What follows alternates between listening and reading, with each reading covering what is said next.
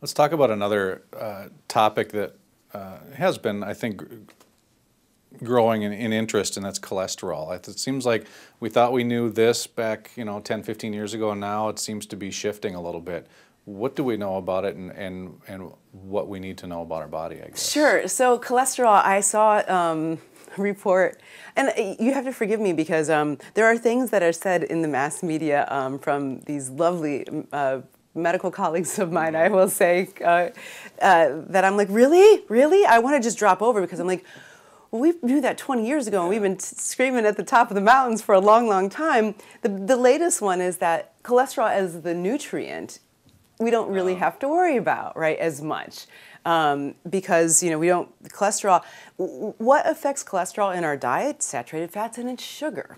And we've been saying that for a long time. We've been trying to protect the eggs for a bit. And when I say we, it's the, more collective folks that are thinking, well, that probably are understanding what to do with the diet and not just prescribing something like a statin medication, to understand that you can alter your diet and also use sort of clinical medical nutrition to have good cholesterol functioning, knowing that it happens in the liver. And so sugar saturated fats you want to decrease, increase your good omega-3 fats in your diet.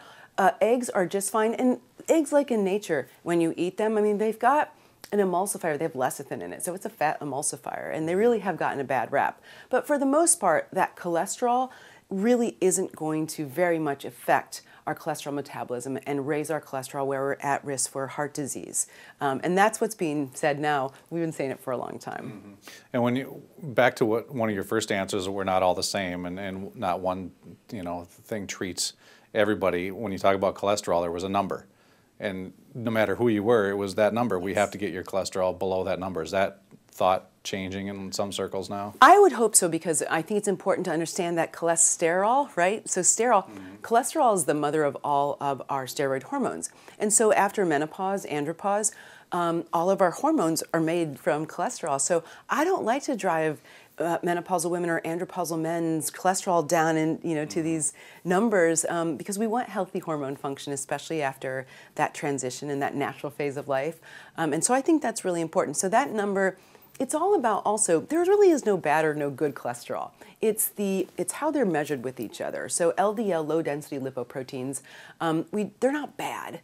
They're easily oxidized, and we just don't want them to be elevated in proportion to HDL, or our high density lipoproteins, which we know as the good ones. And so I think that's really important. There's no bad cholesterol. LDLs do, an incredible function in the body.